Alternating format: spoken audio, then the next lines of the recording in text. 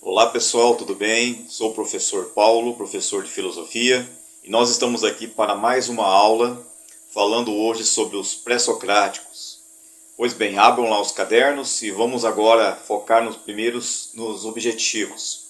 Os objetivos dessa aula são conhecer o pensamento dos filósofos pré-socráticos, também chamados de físicos, e entender as principais características dos filósofos da natureza. Legal. Tá aí, professor. Vamos lá, vamos conhecer os objetivos.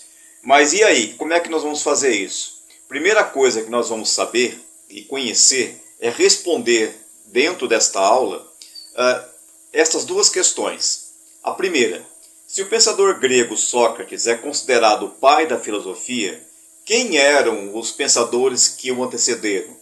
E a outra pergunta é, por que os pensadores pré-socráticos eram também chamados de físicos? Tá aí uma questão que nós vamos ter que, duas questões que nós vamos ter que responder, e eu peço que você esteja ligado aí, preparado, porque nós vamos entrar agora um pouco mais dentro da era e do tempo dos pré-socráticos, tá bem? Primeiro, quem são os pré-socráticos? Os pré-socráticos foram os primeiros filósofos que fizeram parte do período da filosofia grega. Isso lá há 2.600 anos atrás, né? Eles desenvolveram suas teorias no século 7 ao 5 a.C. E recebem esse nome pois são os filósofos que antecederam quem? Sócrates. Né? Então todos eles que vieram antes de Sócrates são esses os pré-socráticos. Então teve esse período aí, nós vamos dividir isso em três períodos. Como nós falamos na aula passada, nós falamos lá dos mitos, né? Dos deuses mitos e tal. E o que aconteceu? Durante aquele momento, os gregos eles começaram a fazer viagens de navegação, viagens para fora ali da Grécia, e nessas viagens começaram a questionar, né, as coisas que eles tinham por certo para eles. Por exemplo, será que a agricultura vai bem se os deuses estiverem furiosos ou não ou estiverem de bom humor? E aquela coisa toda, porque tudo até ali era dirigido pelos deuses. Então começaram a questionar, conhecer outras culturas e questionar suas próprias culturas, né?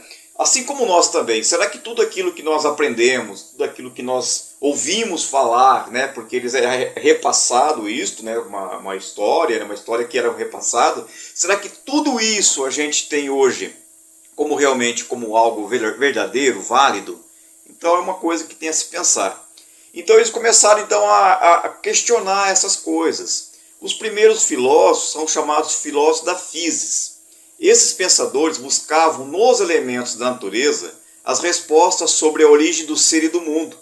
Né? Então, eles eram conhecidos como filósofos das physis ou filósofo da natureza. Esses elementos eram o quê? Terra, ar, água, fogo, tudo aquilo que poderia explicar ou trazer uma explicação lógica para o que eles estavam vivenciando e vivendo e trazer uma explicação da existência da vida. Certo? E o que eles fizeram? Eles foram então esses que fizeram essa transição lá da consciência mítica para a consciência filosófica e buscavam então essa explicação mais racional para a origem de todas as coisas. Então foram os caras que começaram a buscar, poxa, será que a vida vem do ar? Será que a vida vem do fogo? Né? Afinal, a água, será que a água? Porque a água tem tudo a ver com vida, né? Nós somos boa parte água. Então questionavam todos esses elementos para buscar então uma razão, né? uma coisa mais firme que pudesse trazer então uma resposta. Agora, lembrando que lá na antiga Grécia, quando eram os mitos, havia um período chamado o período mítico, né? Consciência mítica, que era um período da cosmogonia. E a mitologia grega diz que essa cosmogonia, que cosmos, lembrando, é universo, e gonos é gênese ou nascimento, era tudo aquilo que era através da ideia de um nascimento, era a relação dos deuses, né, com os seres humanos e assim vice-versa, e entre os deuses também. Agora, nesse momento, nós estamos vendo um outro período que é a cosmologia. Os filósofos pré-socráticos abandonaram aquela ideia construíram na cosmogonia para dar agora uma abertura para a cosmologia. essa logia quer dizer o quê? Quer dizer o logos, conhecer o logos, a lógica do universo, a explicação do universo baseado neste logos. O que é logos? A argumentação, é a lógica, é a razão.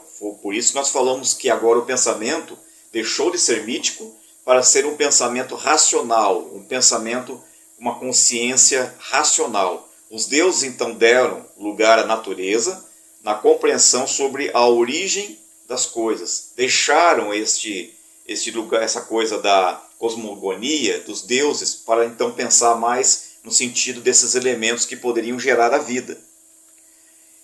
Bem, os principais pré-socráticos, nós estaremos vendo esses principais pré-socráticos. O Tales de Mileto. Tales de Mileto, 624 a 548 a.C., e para ele a essência de todas as coisas, o principal elemento era a água. Então Tales, considerado, né, o primeiro filósofo, ele via então a água como uma constituição de vida, que a água então seria o elemento fundamental para a vida. Outro que nós vemos aqui é o Anaximandro de Mileto. Ele é nascido na região discípulo de Tales, nascido em Mileto. E Anaximandro, né, viveu 610 a.C., ele dizia que o principal elemento era a matéria infinita. Ele chamava de apeiron. Tá? É uma matéria invisível, uma matéria que não pode ser demonstrada, mas pode ser sentida. E disso daí veio Anaximenes, Anaximenes ele era o discípulo de Anaximandro, e dizia que esse apeiron era o ar. Né? Então, quer dizer, é o espírito e ar que significam a mesma coisa. Para ele, o que não poderia ver era o ar. E o ar era sentido, porém, mesmo não sendo sentido, era o ar que trazia vida.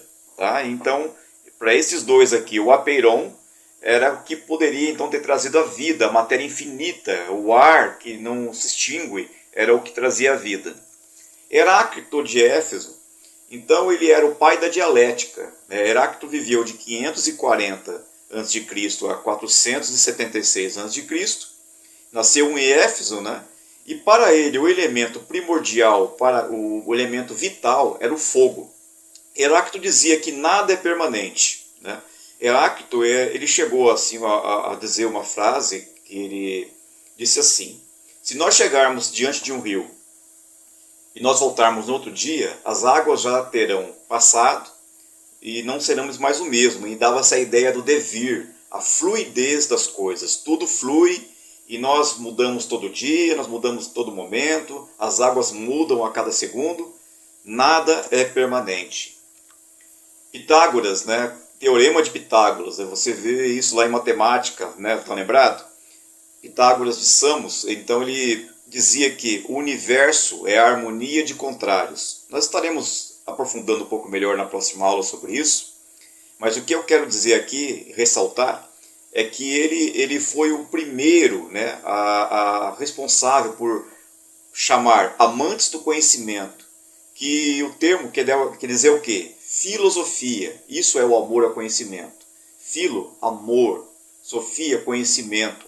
Então foi Pitágoras que usou pela primeira vez o amor ao conhecimento, a filosofia. Parmênides de Eleia. Parmênides viveu de 530 a.C. a 460. E ele ficou conhecido assim pelo conceito da aletheia e doxa. O que é aletheia? É a luz da verdade, e doxa é a opinião, relativo à opinião. E ele deixou assim para ele, frisando bem, o ser é e o ser não é. Quer dizer, é uma coisa que não muda, né? Ele é ou não é. Foi uma visão de Parmênides. Bem, caro estudante, caro amigo estudante, nós estamos aqui finalizando esta aula. Eu quero deixar uma consideração final. Nós vamos nos dividir em grupo agora e nós vamos fazer as atividades. Cada grupo separado vai fazer então esse processo de identificar os pré-socráticos e nós estaremos então avaliando o que vocês encontraram sobre eles, tá bem?